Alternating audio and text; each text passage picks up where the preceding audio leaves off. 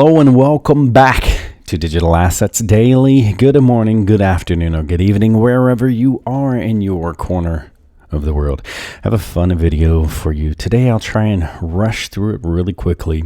We're going to hit a couple of recent articles and headlines, and then I want to show you a little bit of how I continue to do in our series from the beginning. I call our channel more of a series because everything kind of continues to connect instead of so much an abrupt ending. But let's dive in.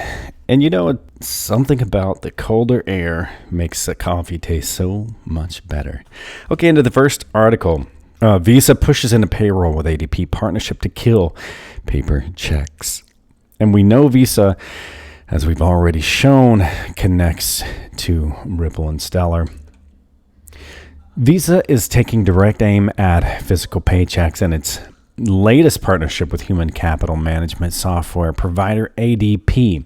While 94% of workers receive their pay electronically by direct deposit, checks capture off-cycle payments such as real-time payouts, termination pay, and wage disbursements for contractors and 1099 workers. Through circulation is declining annually, and the Federal Reserve collected 940 million paper checks worth $2.14 trillion in Q3 2020. So employee edge cases for off-cycle payments are becoming more complicated to process as the definition of business hours does not apply in the issue at hand. ADP and Visa's latest solution to enable faster disbursements, therefore, is well positioned to help employers navigate developing workforce dynamics. Now, buckle your seatbelts, New York Attorney General, to decide on Tether in 30 days. And people say how Bitcoin can be untouched, and it is untouchable. I guess we'll soon find out, because we do know that Tether is a huge supporting asset for Bitcoin and the price that it continues to see. A sudden loss of faith in Tether would pose risk to Bitcoin, JP Morgan says. And if any issues arise that could affect the willingness or ability of both domestic and foreign investors to use USDT, the most likely result would be a severe liquidity shock to the broader cryptocurrency market, the report says.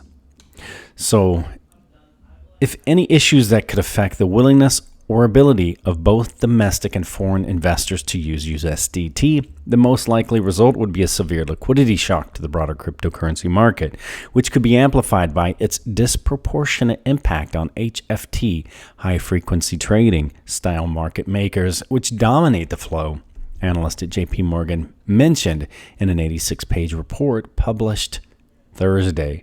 So that's going to be very exciting, because USDT's market capitalization has increased from $4 billion to over $33 billion in the past 12 months, and a sign of its increasing use as a funding currency, according to data collected by asset manager NYDIG and cited by JP Morgan analysts. Around 50 to 60% of Bitcoin traded for USDT since 2019.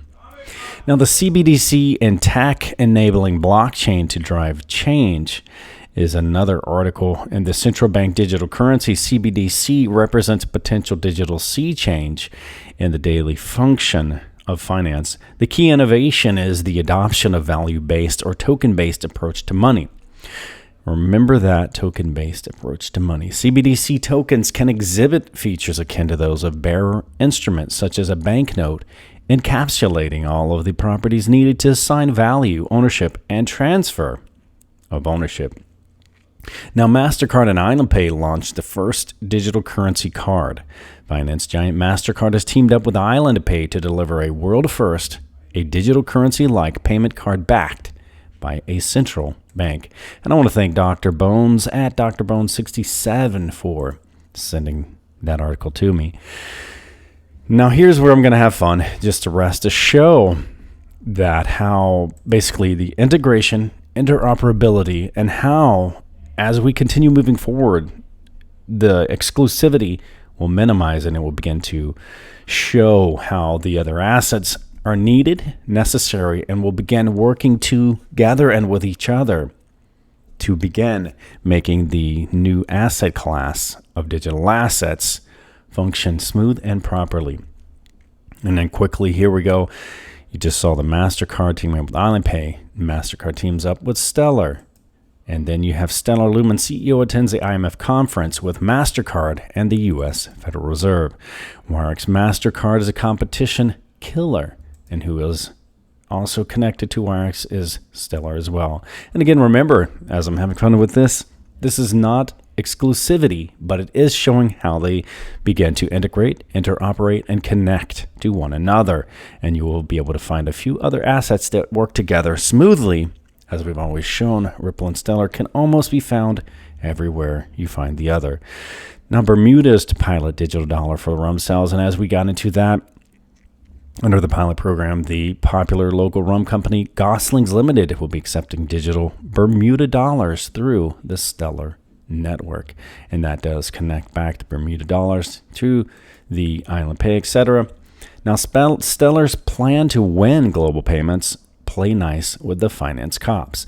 This is a great article if you have not seen it, back in 2017, and it explains how there's a mobile app provided and approved by the Mexican government that lets 20,000 migrant workers in the U.S. pay bills back home over the Stellar network. And it gets really exciting as it shows that Stellar's advantage is that it's already here moving with a built-in compliance layer just above the protocol itself. And that allows the users to plug into a common set of KYC, Know Your Customer, and AML, anti-money laundering standards. And that is a big asset to the asset and having that ability and capability. Now, Liquidus announced a strategic partnership with Island Pay, Strongblock, and Traxit. And that was what we just shown in the previous article. Now, right directly on Liquidus is the Hyperledger Fabric. And we've shown many times over and over again how Hyperledger, is connected directly to, as well, the Stellar Development Foundation. The Stellar Development Foundation joined the Hyperledger Foundation as an associate member. And these are all great articles, which are always included in the description below. If you're interested to read, I think you'll be very excited if you are an XLM investor as well. So in keeping with IBM's commitment to open source, the solution is run from the IBM blockchain platform on Hyperledger Fabric, which was built in collaboration with Stellar.org, a nonprofit organization and associate member of the Hyperledger. And again, guys, all in good fun, but just want to continue showing, because we're going to continue having new investors, whether they're new completely to digital assets or whether they're new to these assets that we tend to discuss. So, it's not for financial advice. It's just for entertainment purposes only. But again, as with all of our shows, we tend to sort of think of them as a series from the beginning to current, where we are today, more so than a channel just discussing a lot of randomness and not knowing all the details involved with those. And again, here we tend to show, or I should say break the maximalism, because that's not what's going to make it work, as Brad Garlinghouse states many times over, and David Swartz has stated too.